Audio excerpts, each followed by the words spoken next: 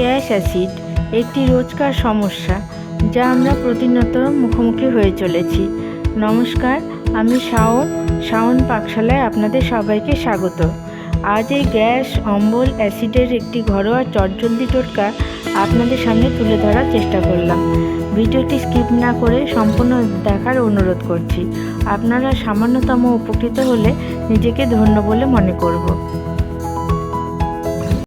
রান্না শুরু করছি শাওন পাকশালা কবিতার ছন্দে। ভিডিও দেখে রান্না করুন মনের আনন্দে। নমস্কার বন্ধুরা, শাওন পাকশালাতে সবাইকে স্বাগত জানাই। আজকেও আমি রান্নার কোনো রেসিপি নিয়ে আসিনি। আজও একটা আপনাদের সাথে ইনফরমেটিভ ভিডিও নিয়েই আলোচনা করব, যেটা আমার অভিজ্ঞতা থেকে আমি বুঝতে পেরেছি। সেই জন্য আমি ভাবলাম আপনাদের সাথে আমার এই ভিডিওটা করা কর্তব্য।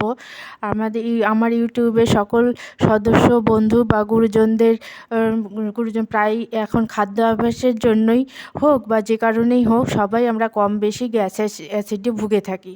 তো সেই জন্য এই আজকের এই ভিডিওটা করা। আজকের এই ভিডিওটার জন্য বেশি কিছু করতে লাগে না। তবে এটা যদি গ্যাস অ্যাসিডের থেকে আপনারা যদি এটা করে থাকেন, এই রেমেডিটা, এটা একদিনে তো আপনারা ফলটা পাবেন না, কিন্তু এই রেমেডিটা করলে পরে এটা খেতে খেতে আস্তে আস্তে যখন এই রেমেডিটা ব্লাডের সাথে মেল্ট হয়ে যাবে, তখনই এটা কাজটা শুরু করবে। যে কোনো ওষুধই আমরা খাই না কেন, সেটা ব্লাডের সাথে মেল্ট হয়ে কাজ করতে তো একটু সময় লাগে। তো এটা তো আয়ুর্বেদিক, তো এটা তো একটু সময় লাগবেই। আমরা ইদানিংয়ে তো এখন গ্যাস অ্যাসিডের জন্য নানান রকম ওষুধ মেডিসিন আমরা খেয়ে থাকি। তো সেটার জন্য একটা পার্শ্ব প্রতিক্রিয়া আছে। অনেক দিন খেলে পরে এটারও নানান রকম আমাদের শরীরে আলসার টাইপ দেখা দেয়। তো সেইটা খাওয়াও যেমন ভালো না।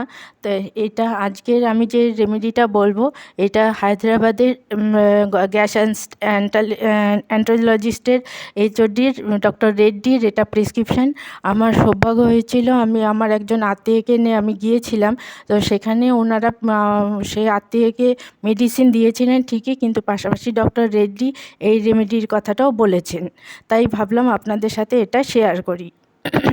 এই রেমেডিটা করার জন্য আমি নিয়েছি গোটা ধনে অল্প, মেথি, মৌরি, জোয়ান আর সাদা গোটা জিরে। এইটা সামান্য অল্প পরিমাণ করে, এই যে দেখুন আমি যেমন পরিমাণ নিয়েছি, এই পরিমাণ করে প্রতিদিন রাত্রিবেলা করে জলের মধ্যে, 1 গ্লাস জলের মধ্যে ভিজিয়ে রাখতে লাগবে। এই দেখুন আমি এই রেমেডিটা প্রতিদিনই করে থাকি। তো সেজন্য আমি গ্যাস অ্যাসিডের থেকে অনেকটাই দূরে আছি।